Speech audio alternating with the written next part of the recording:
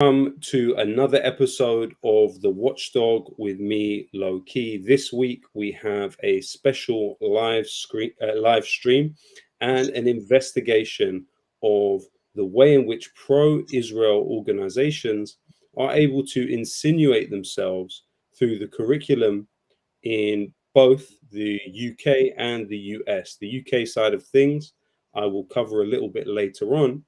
But to start with, we have Jessica Buxbaum, who has worked as an investigative journalist, some great stories, Middle East Eye, Middle East Monitor, The New Arab, and also Mint Press. And the one that we want to talk about today is specifically her study of an organization whose name seems to obscure more than it reveals. Today, we are going to talk about an organization which goes by the name of the Institute for Curriculum Services, the ICS.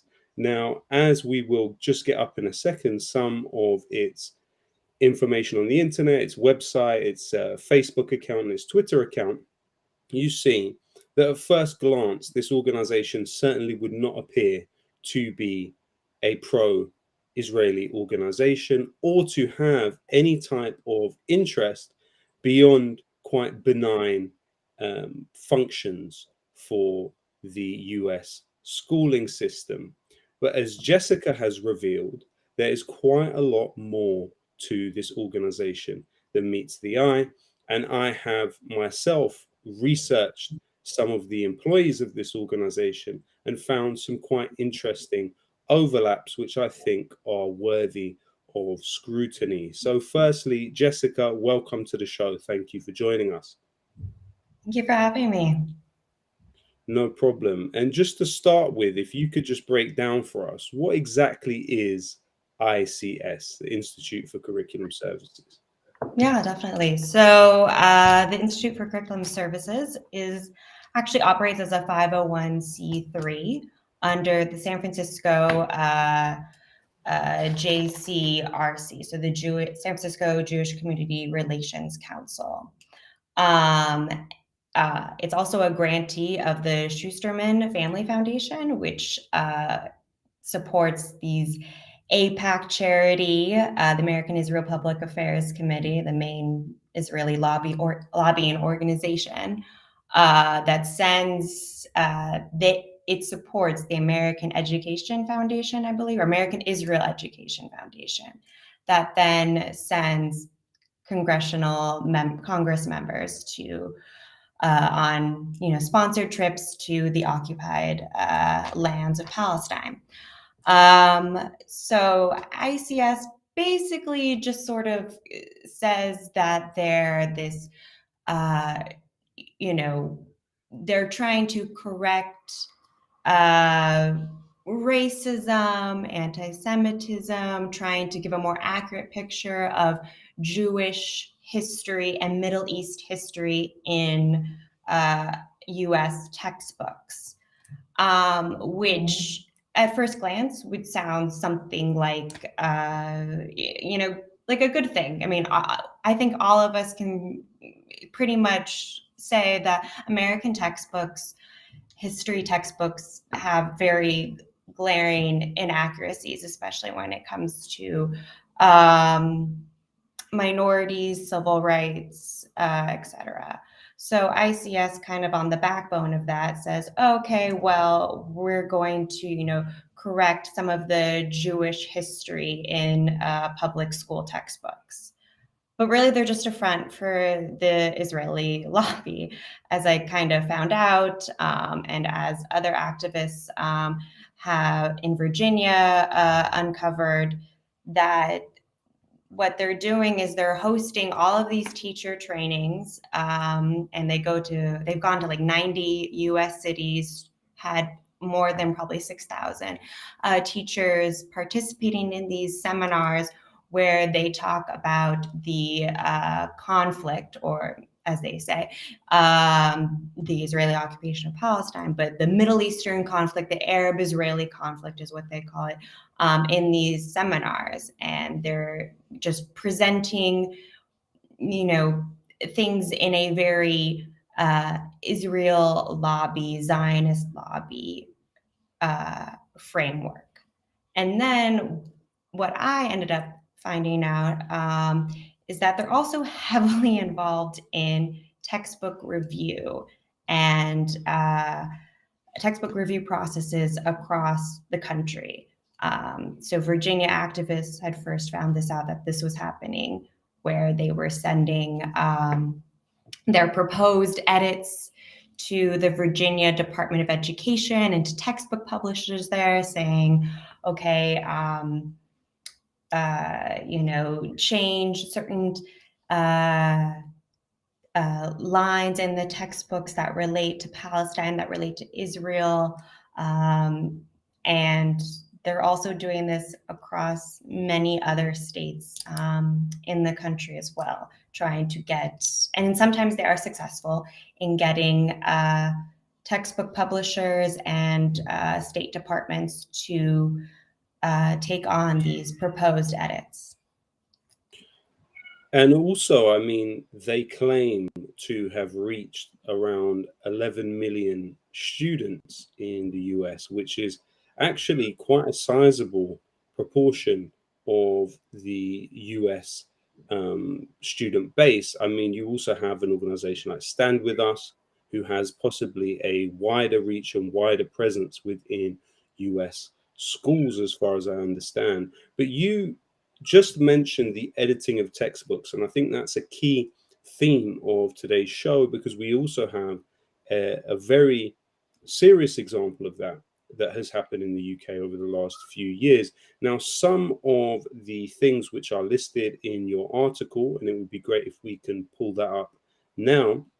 In your article, you talk about the ICS changes to public school textbooks, for instance, replacing the word settlers with communities, or the word wall with security fence, or the word occupied territories with captured areas. The important thing about this is these actually represent legal distinctions. So it's interesting the way in which they're trying to play with these meanings. Also, according to your piece, ICS have requested that all references to Palestinian territories in some cases be deleted.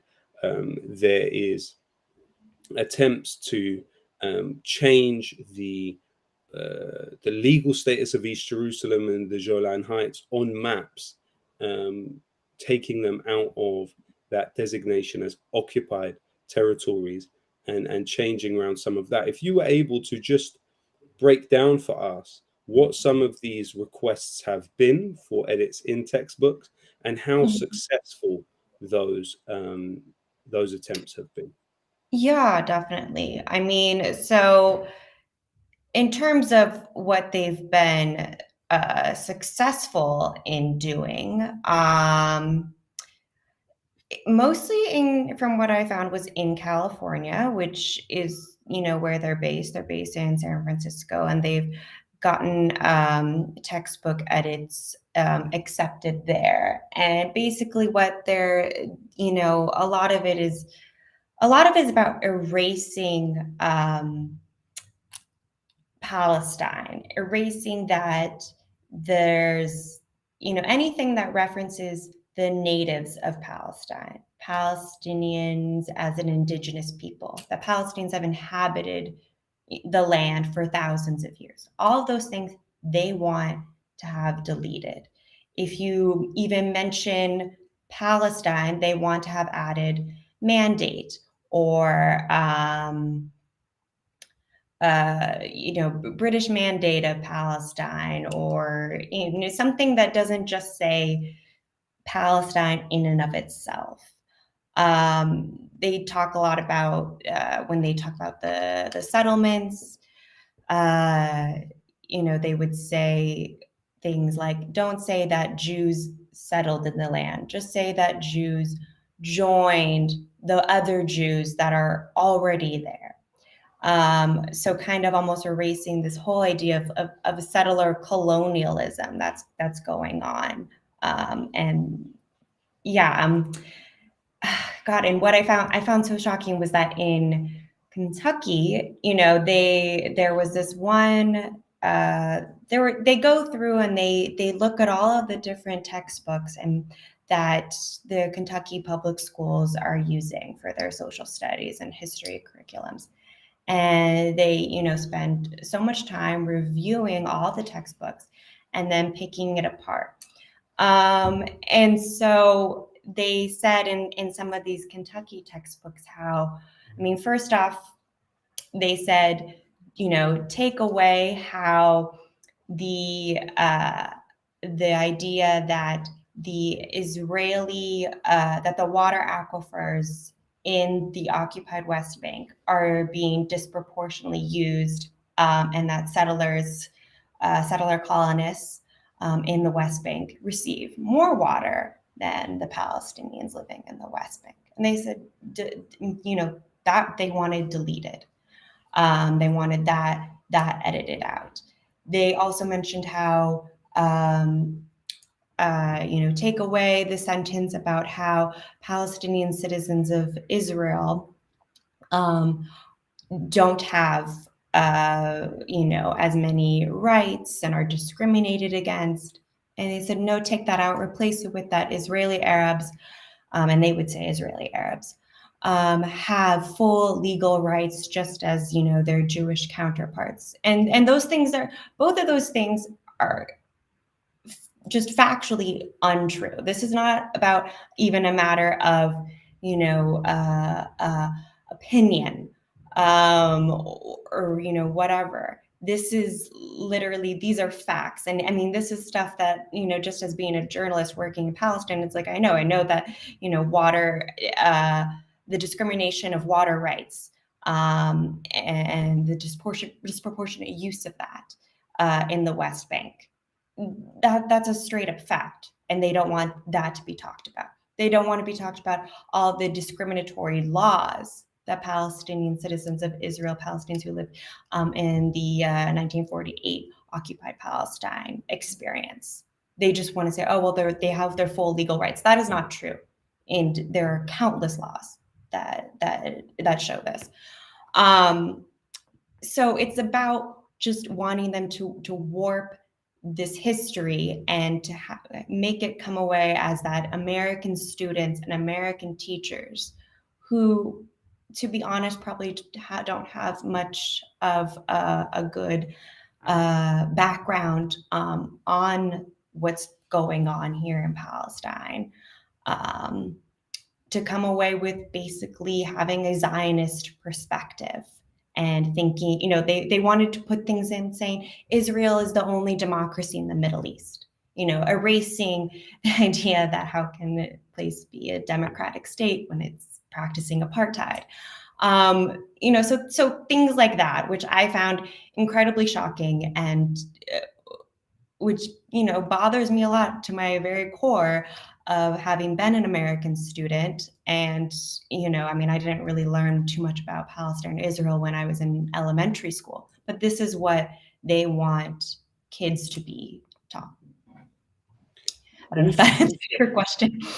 No. Also, it would be great if at this point we could bring up their Twitter account and their Facebook accounts, because I've studied quite a few different organizations which function as Israel lobby groups. They have differing degrees of coordination with Israeli embassies or Israeli consulates. But the interesting thing I find about the Institute for Curriculum Services is it's quite well obscured what its aims are, really, when you look at its presence. I mean, obviously, it does have that in the top right-hand corner, the topics, so that might give some indication of its orientation. But generally, it seems um, quite well obscured, and also it seems to enjoy, from what I can tell, quite a respected status. It's not really treated as a partisan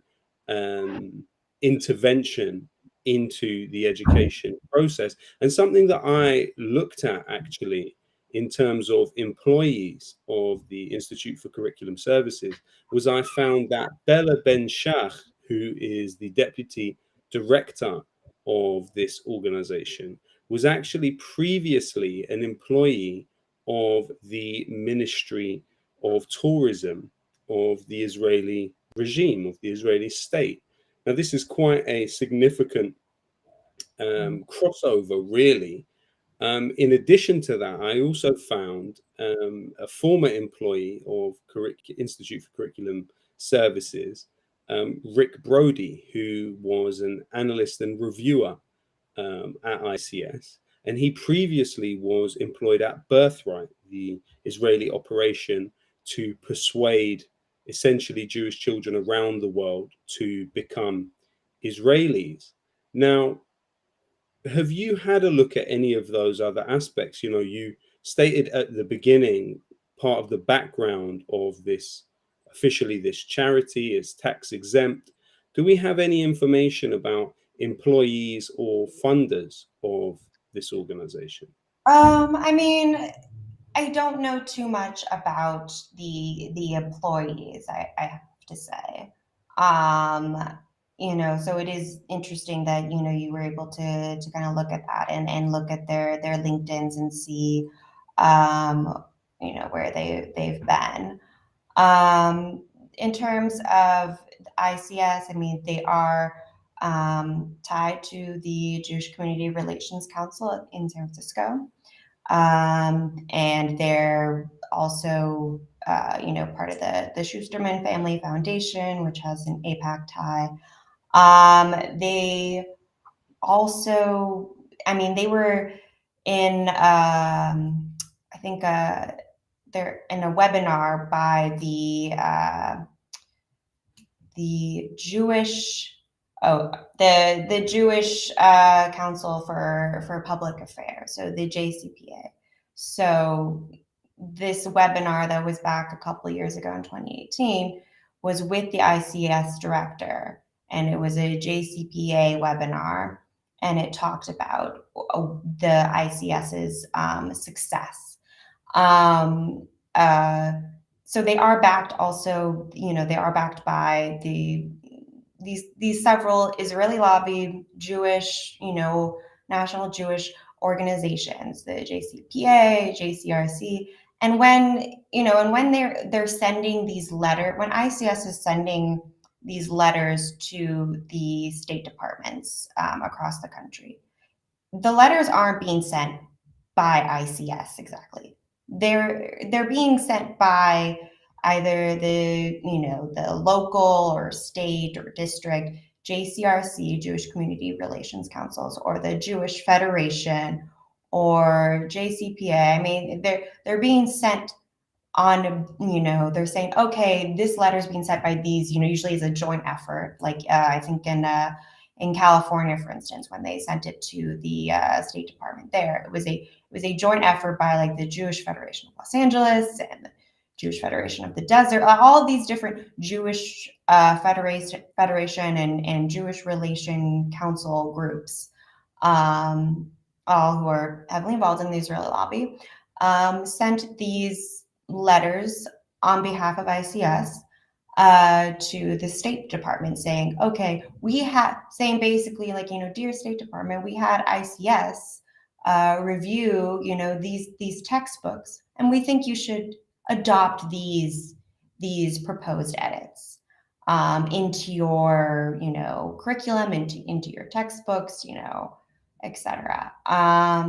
So that's what, that's usually what I noticed, is that, they're very much intertwined, even though ICS doesn't necessarily broadcast this on their website, for instance. I mean, you also have other organizations like Camera, like Stand With Us, that both essentially attempt to groom young people into ambassadors for Israel. Camera focusing its campus branch, focusing on proselytizing to young children to students in universities about the importance of getting involved with supporting Israel. Stand With Us on a slightly larger level in terms of in schools having quite a lot of swing. But what we've had here is actually quite an interesting sort of parallel process play out in Britain, whereby you have organizations which are far more straightforwardly actually Israel lobby groups um, attempt to edit a textbook that was used for GCSE students. That's the age of 14, 15 in British schools. Now, the groups that did this were the Board of Deputies, which said in its 2020 trustees report that it has a close working relationship with the Israeli embassy. Also, of course, UK Lawyers for Israel had somebody on that team that was working to edit these textbooks. And what was found was that actually you had an average of 3 changes requested per page. Now, in the first version of the textbook, the phrase quote unquote Jewish terrorism was mentioned 10 times. Palestinian terrorism was mentioned 32 times. But now, following the intervention of these pro Israel lobby groups, you actually had only 4 references to quote unquote Jewish terrorism and 61 references to Palestinian terrorism. So they basically doubled the amount of times that Palestinians could be referred to as terrorists. Now, you had really a pushback from some academics in this country. A group of them got together and said that these books are now essentially in danger of being seen as propaganda, and that the publisher should reassess these textbooks and ensure that balance is returned to them. The team that took part in the editing of these books was the Board of Deputies International Relations Officer, who identifies herself as Israeli, Talia Ingelebi, who we have mentioned before on the show. But then you also had Susan Storing, Richard Millett, Jonathan Turner, and Caroline Turner of the UK Lawyers for Israel. And I think it's important that people have an awareness about what is the UK Lawyers for Israel. Well, it's believed that initially the announcement of this organization was made on the Israeli Ministry of Foreign Affairs website in May 2011. However, the page was later deleted.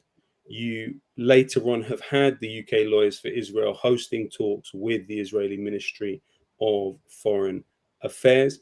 You also have the cooperation and coordination of UK Lawyers for Israel with Shohadin, which is an Israeli law firm that was revealed by WikiLeaks in a leaked US embassy cable to quote unquote, according to the US embassy cable, take direction from Israeli intelligence and Israel's National Security Council on which cases to take. So, these are quite plainly Israel lobby groups that have tried to do this in Britain.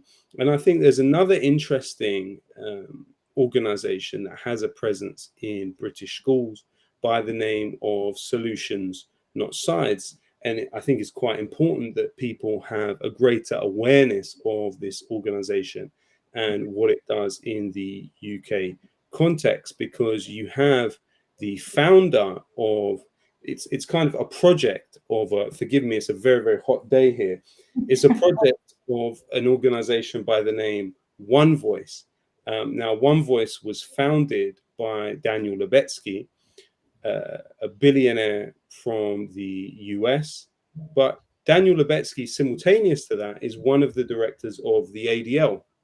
Now, of course, the ADL back in the 60s, just a year after it had started officially working with the FBI, was identified in an FBI internal memo as it being incredible to assume that the ADL was not furnished to a representative of the Israeli state. and the FBI in this memo were questioning whether the ADL were actually in violation of the Foreign Agents Registration Act.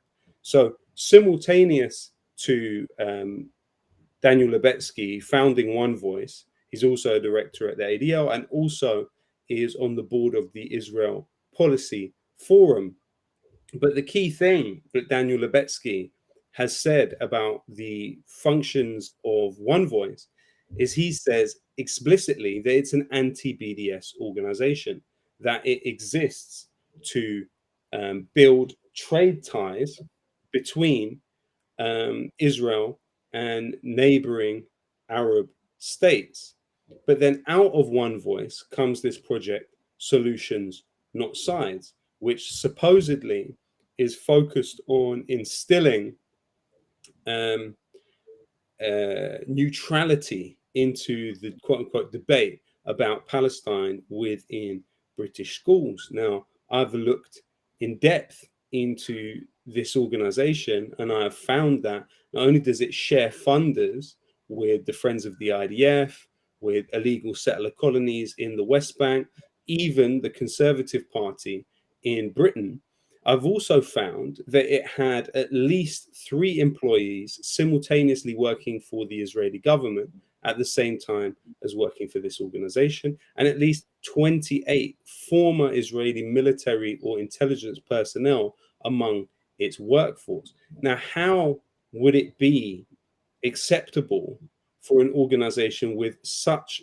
clear bias within it, even if from the macro level it wasn't biased, for this many employees within it to have these connections with one of the states or one of the parties in terms of this conflict? How would it be acceptable for them to be teaching about Palestine in British schools? Essentially, it is a behavioral change program which is aimed at young people and particularly the Muslim community in this country. You know, if you were to look at just the board of One Voice, which again is the parent organization of Solutions Not Sides, um, literally its US board had Elizabeth Turner on it, who was an APAC lobbyist, who formerly was an assistant to the director of Israel's foreign ministry. You also had Jeremy Solomon on there, who's a key advisor to Daniel Lebetsky, but also was involved in the Bronfman philanthropies groups, which were essential to the founding of Birthright program. You also had Yoni Komorov, who's second lieutenant in the Israeli military. You also had, you know, war criminal Danny Rothschild, who was the deputy director of Israeli military intelligence, but he was also the commander of Israeli military units in occupied South Lebanon and actually a military ruler of the occupied West Bank. And Danny Rothschild had to abscond from the UK in 2011 for fear of arrest for war crimes following a warning he received from the Israeli embassy. You also had Ifram Snare on the board of this organization. Now, this was Deputy Defense Minister of Israel, and he was responsible in that role for an assassination campaign, which, you know, the Guardian newspaper described as a policy of murder. Another figure on the formerly on the board of this organization was Gideon Grinstein, who was the founder of the Roy Institute, a key Zionist think tank, which described London as the hub of hubs of delegitimization for the Zionist project.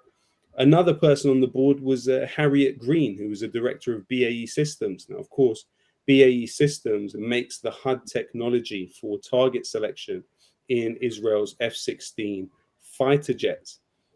You know, it's really, the board has historically been a who's who of pro-Israel voices. You had Jonathan Sachs, who's a member of the House of Lords and sat on the council of the Tony Blair Foundation.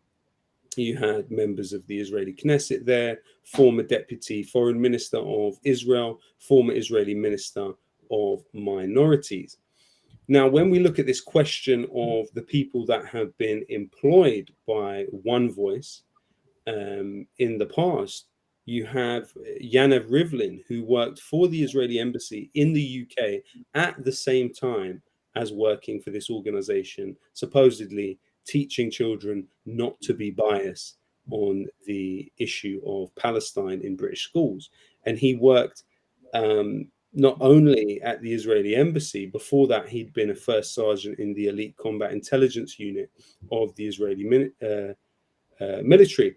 Also, another person that simultaneously worked for this organization and worked for the Israeli government was Ro Newman, who was the head of communications for this organization at the same time as being head of communications for, at that time, the Israeli Minister of Justice, Zipi Livni.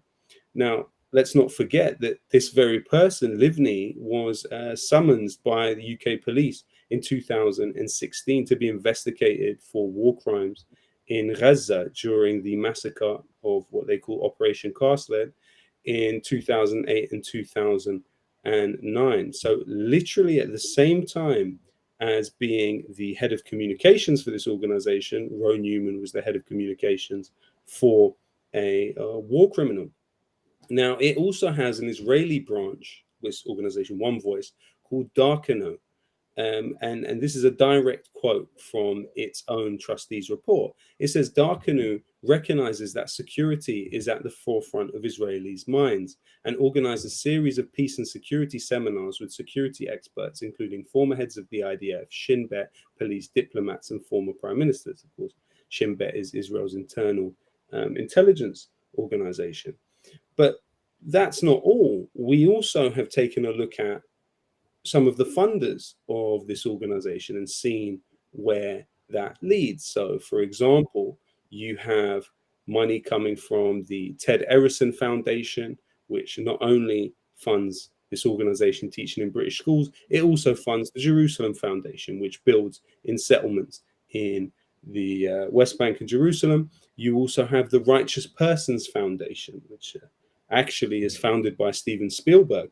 But not only does it fund Solutions Not Sides and One Voice, it also funds the ADL and the Jerusalem Foundation. You also have the Kerev Foundation, which funds the Anti-Defamation League at the same time as funding the Friends of the IDF and the JNF, which also builds settlements in the West Bank. So simultaneous to supposedly funding an organization that is there to educate children, you have these organizations heavily invested in the building of settlements. Another one, of course, being the Crown Family Foundation. You know, we know the Crown family have been essential to the Aspen Institute, the development of the Aspen Institute. But the Crown Family Foundation itself has also funded the Friends of the IDF, the Jerusalem Foundation, and the JNF, of course, the Crown family gaining their wealth from General Dynamics historically. So there's many things about this organization which should cause young people to be seriously concerned. What I think has been, you know, fairly objectively speaking, quite impressive about Solutions Not Sides is the way it's been able to procure funding on top of these other donors from the British state. So what you have is this sort of state capture whereby specific councils, and strangely councils that have a higher proportion of Muslim population, so what they often refer to as prevent priority areas, about 70%, 70 to 80% of the Muslim population in this country live within prevent priority areas, which means that prevent funding in those areas is more considerable. And we know that prevent is the British government spy program, basically, which focuses on ideologically investigating children in schools. You know, under the Prevent program, you can have 3-year-olds questioned by counter-terror police without the knowledge of those children's parents. And so the interesting thing about this whole Solutions Not Sides thing is it's actually integrated quite heavily into the counter extremism push. And it's also, part of the wider interfaith push in this country. And there's several key interfaith organizations who have disturbing links to the Israeli government, whether it is Nisat Nashim, which is a project of the Board of Deputies. According to the Board of Deputies, it was incubated. Nisat Nashim was incubated by the Board of Deputies, which are widely spread across schools and mosques in this country. So I think the interesting thing about this is that you have very similar tactics being used in both the US and the UK in terms of targeting populations to sort of astroturf a pro-Israeli viewpoint. I'm also interested, Jessica.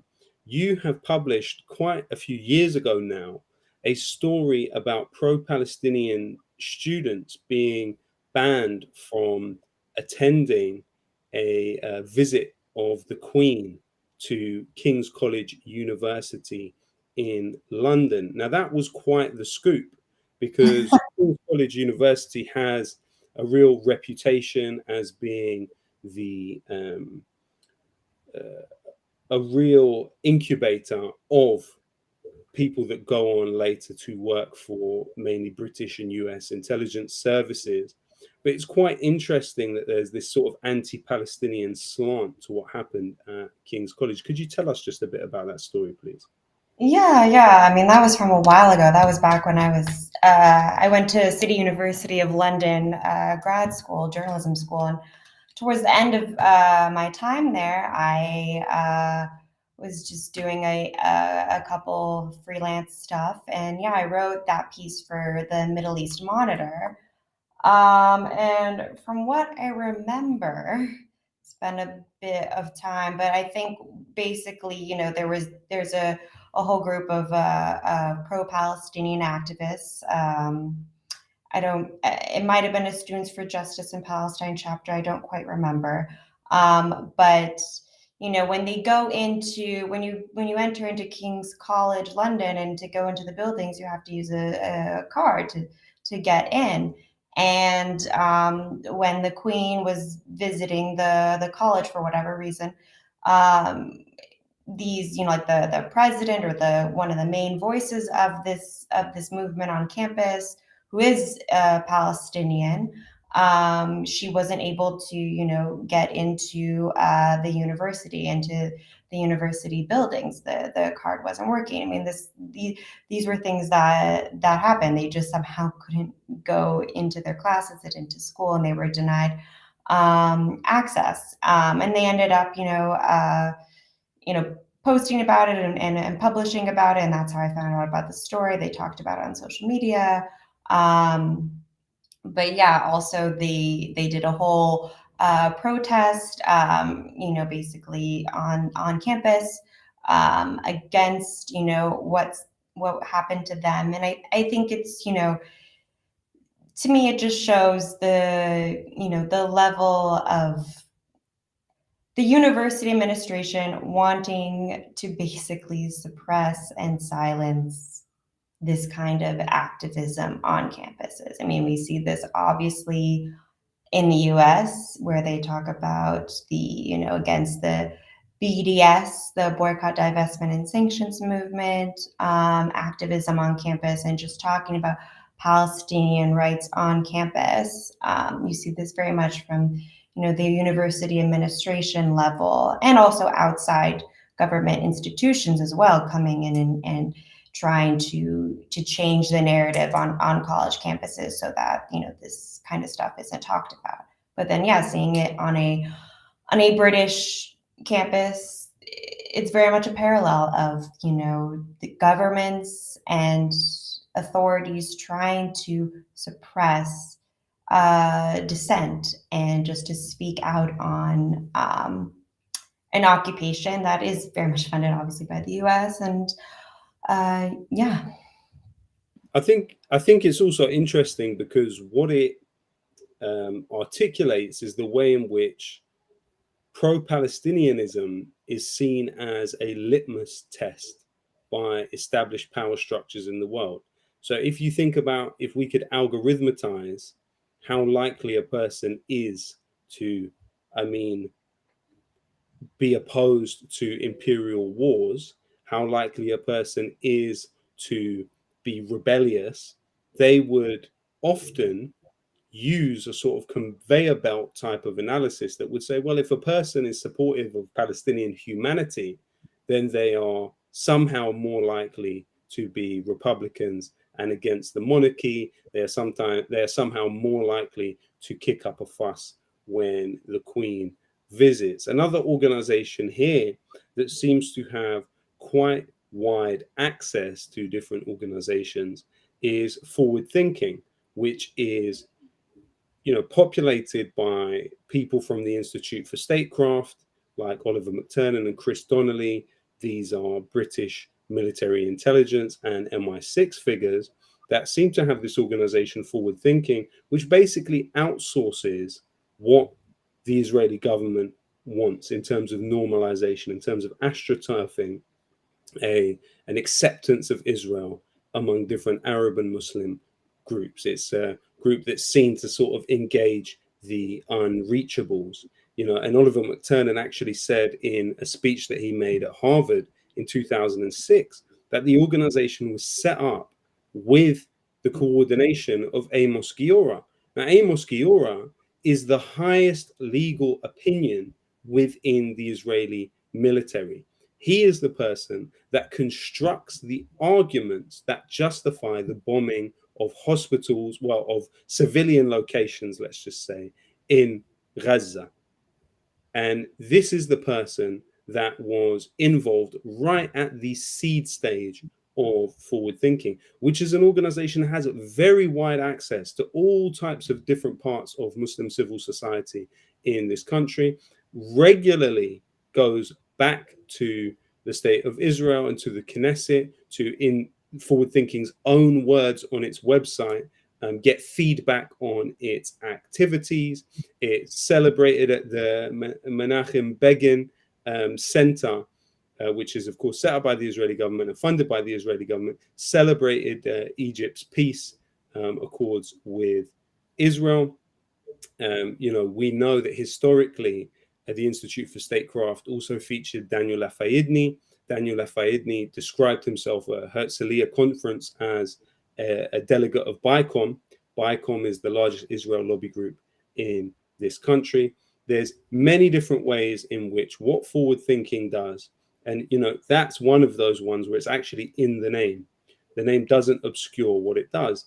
It works to, as I say, astroturf within the Muslim community a pro-Israeli viewpoint, or at least a normalization viewpoint, which can later mean that these, particularly the reading of the Arab Spring among some sections of the British establishment, is that Muslim Brotherhood or Muslim Brotherhood adjacent groups are most likely to inherit the rule of countries in the Middle East. They are a political power player. If you look at Algeria, you look at Egypt, you look at other places, the Muslim Brotherhood have been suppressed, but they do have wide support among the populations. So it's for that reason that an organization like Forward Thinking would target their groups here that are linked to them to try and get them to come around to the idea of normalizing with Israel. And I think what I find quite amazing, actually, as someone that has studied a lot of these different groups, is how many different angles they attempt to cover in advocating for Israeli interests and for engaging with different groups of people. I haven't seen an equivalent to an organization like Solutions Not Sides in the United States.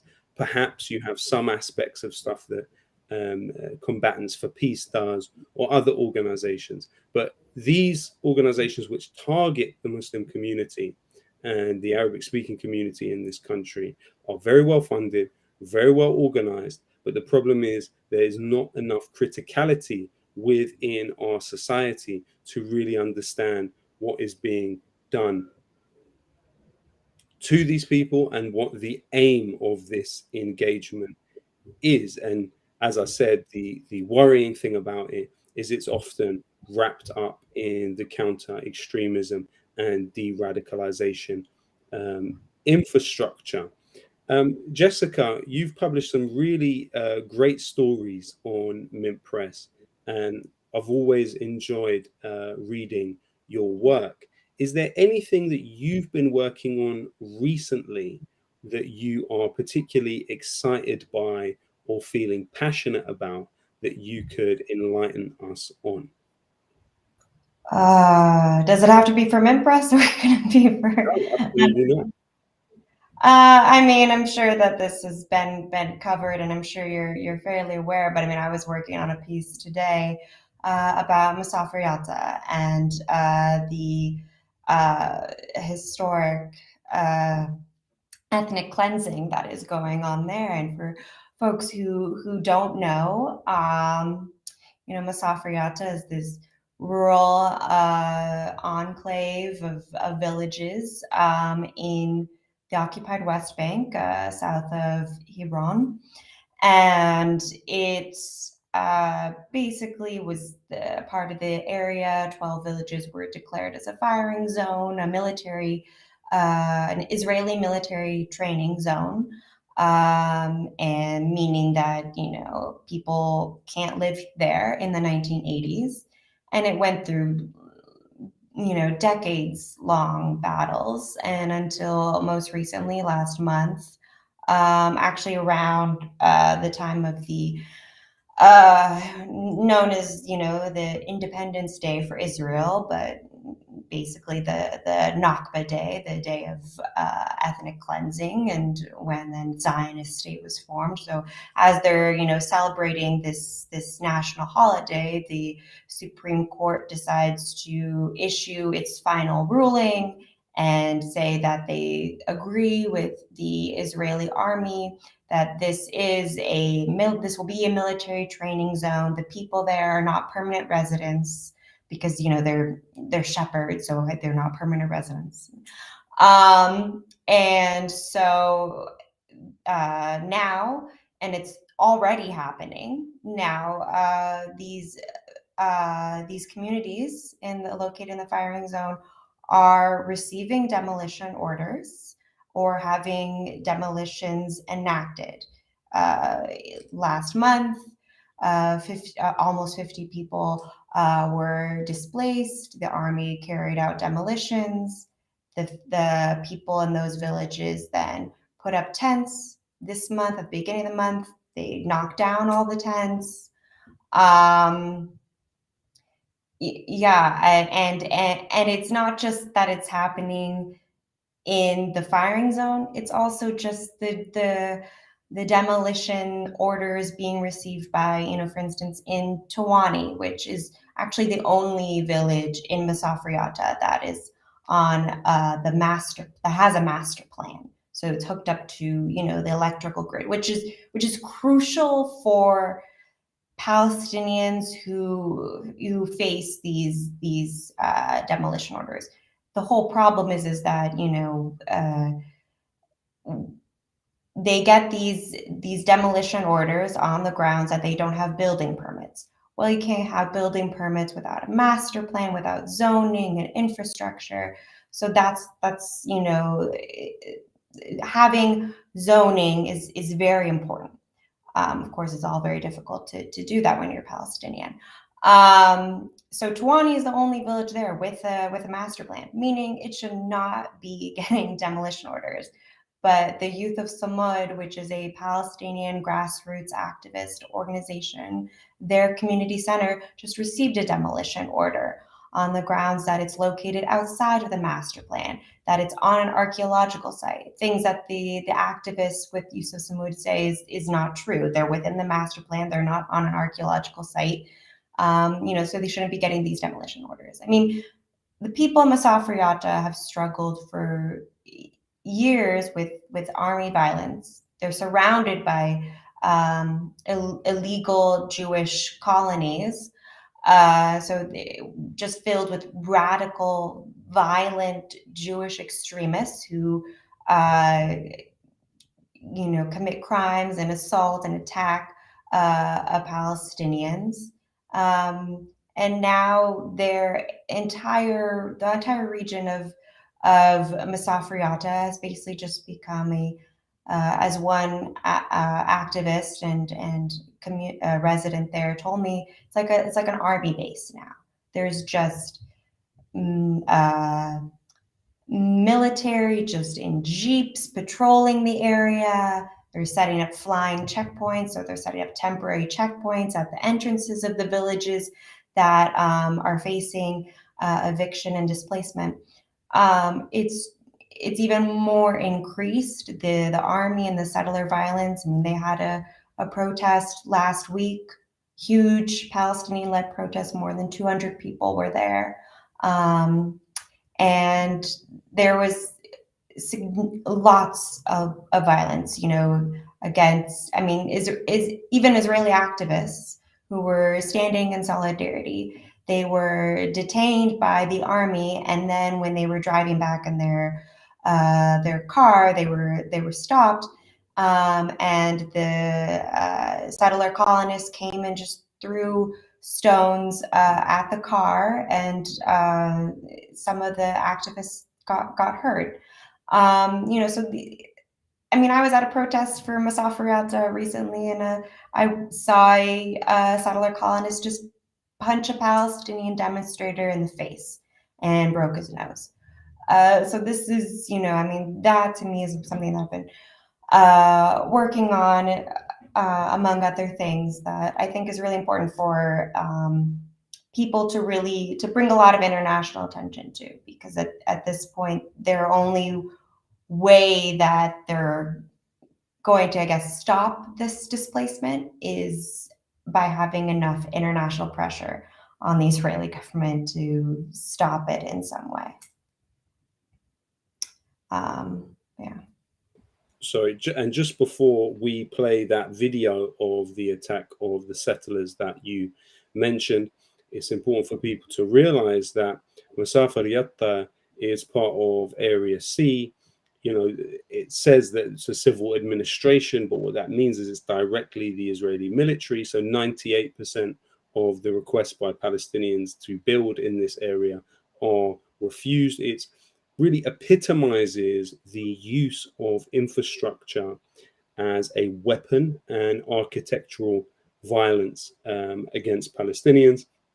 And, this attempt to impose firing zone 918 on the area of Masafariyatta is a bitter battle. Of course, the Israeli government have claimed that they want that firing zone there because the terrain is similar to the terrain in Lebanon.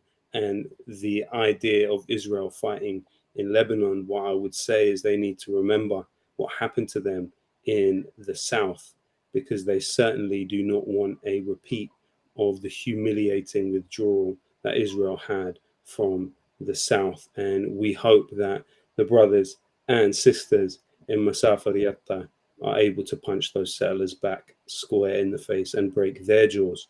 Now, Manar is going to play for us that video of the settlers' attack on the activists' car, just for that to play us out today. But thank you so much, Jessica. It's been a really enjoyable conversation, and I hope that we can have it again soon. Thank you again. Continue to do your great work.